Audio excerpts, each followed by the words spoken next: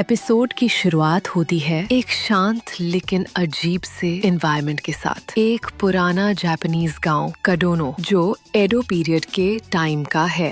Camera slow pan करता है घने हरे जंगलों, लकड़ी के बनाए हुए घरों और एक मिस्टी एटमॉस्फेयर के ऊपर, जहां हर चीज में एक स्पिरिचुअल फीलिंग है। एक नरेटर की आवाज बैकग्राउंड में बोलती है, ये काडोनो है, एक छुपा हुआ गांव जहां एक पवित्र श्राइन को बचाने की जिम्मेदारी है एक इत्सुकी हिमे और उसके प्रोटेक्टर्स सेंटिनल्स पर। एनिमेशन में सिनेमैटिक डिटेलिंग है, रोशनी, बैकग्राउंड और मूवमेंट सब कुछ विजुअली स्टनिंग है। अब हमें मिलता है जिंता, एक जवान लड़का जिंता तलवार से ट्रेनिंग कर रहा होता है। उसकी हर मूवमेंट शार्प है, लेकिन उसके चेहरे पर एक अर्जेंसी दिखती है। जिंता आउटसाइडर है काडोनो में। वो अपनी छोटी बहन सुजुने के साथ यहाँ आया था, अपने अब्यूजिव पिता से भागकर। सुजुने पास बैठी होती है, जिंता की प्रैक्टिस देख रही होती है। उसकी आंखों में रिस्पेक्ट और छुपी हुई चिंता दोनों होती है। उसकी एक आंख जो लाल है ढकी होती है, हिंट देता है कि वो इंसान नहीं है। उसके अंदर एक डेमोनिक पावर है जो वो छुपा के रखती है। फ्लैशबैक में हम देखते हैं उनका पेनफुल पास्ट।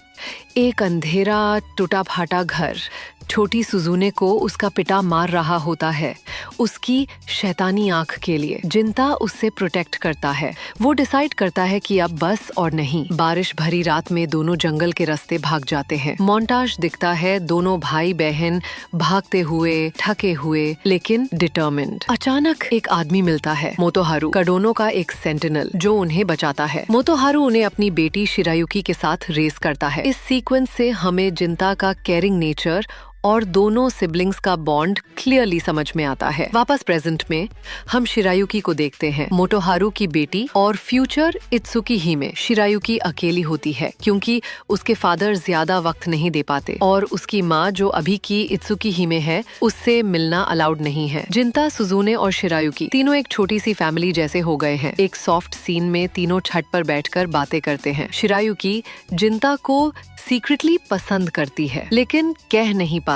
उसकी आंखों में वो प्यार क्लियरली दिखाई देता है। तभी एक नए कैरेक्टर का एंट्री होता है, कियोमासा। वो गांव के मुखिया का बेटा है और जिंता के साथ को सेंटिनल बनाया गया है। एक विलेज मीटिंग में अनाउंस किया जाता है कि शिरायुकी की शादी कियोमासा से होगी पॉलिटिकल बेनिफिट के लिए। जिंता कुछ नहीं बोलता, लेकिन उसका चेहरा उसकी तकलीफ छुपा नहीं पाता। शिरायुकी भी कॉन्फ्लिक्टेड होती है, ड्यूटी और अपने इमोशंस के बीच फंसी हुई। कियोमासा थोड़ा एरोगेंट होता है, जिंता को सटली टॉन्ट करता है। अब स्टोरी सुपर नेचुरल डायरेक्शन में चली जाती है। जिंता को मोदोरी रिवर के पास कुछ अजीब इंसिडेंट्स इन्वेस्टिगेट करने भेजा जाता है। लोग कहते हैं वहाँ कोई राक्षस है। सीन शिफ्ट होता है एक डार्क और क्रीपी फॉरेस्ट में। लाइटिंग और साउंड डिजाइन से सस्पेंस बिल्ड होता है। जिंता अपनी सेक्रेड डेमोनिक स्वॉर्ड के साथ अकेले जाता है। उसकी आंखों में डिटर्मिनेशन है। तभी एक अजीब सा डीमन आता है। उसका डिजाइन टेरिफाइंग और आर्टिस्टिक दोनों है, लेकिन वो अटैक नहीं करता। डीमन बोलता है, एक दिन डीमन गॉड उठेगा और तेरा तलवार उठाना इस दास्तान का हिस्सा है। तुझे पता भी नहीं तू किस खेल का हिस्सा है। जिंता कंफ्यूज्ड और शेके होता है। डीमन वैनिश हो जाता है। जिंता घर आकर सुजुने से बात करता है। वो उसे पूरी बात नहीं बताता, उसे प्रोटेक्ट करने के लिए, लेकिन सुजुने फील कर लेती है उसके भाई के अंदर की टेंशन। उसकी छुपी हुई लाल आंख हल्की ग्लो करती है, अ साइन दैट कुछ गड़बड़ होने वाली है। पीछे शिरायुकी ये सब सुन लेती है। वो और भी ज्यादा अलग फील करती है, जैसे जिंता उसे ट्रस्ट नहीं करता। एपिसोड का क्लाइमैक्स, काडोनो में आग लग जाती है। डीमंस के ग्रुप ने ये डिस्ट्रैक्शन प्लान किया है इत्सुकी हिमे को टारगेट करने के लिए। सब जगह खेओस है, लोग चिल्लाते हुए भाग रहे हैं। जिंता,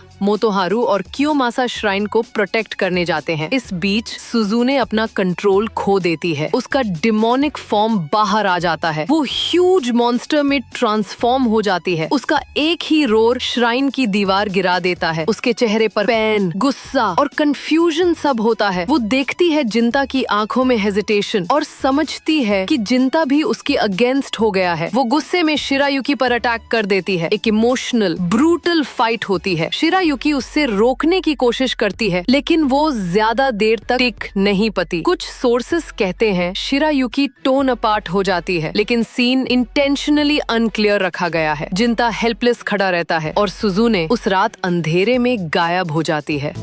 जिंता गिल्ट से टूट चुका होता है। उसे लगता है उसने दोनों, अपनी बहन और शिरायुकी को खो दिया। वो कडोनो छोड़ देता है, अपना नाम जिन्या रख लेता है, अपने पास से दूर जाने के लिए। आखिरी सीन में जिन्या को 1970 के मॉडर्न जापान में दिखाया जाता है, एक नई मिशन पर नई डेमन्स के साथ फाइट करता हुआ। फाइनल मोनोलॉग में जिन्या बोलता है, तलवार उठाना आसान है, लेकिन ये समझना मुश्किल है कि उससे क्यों उठाया। बैकग्राउंड में सेनिया इचिया गाना बजता है। मोन्टाज चलता है जहां पुराना कडोनो, सुजुने का फेस और नए मॉडर्न शहर दिखते हैं। आखिरी फ्रेम में एक नए डेमन के सामने जिन्या खड़ा होता है और स्क्रीन ब्लैक हो जाती है।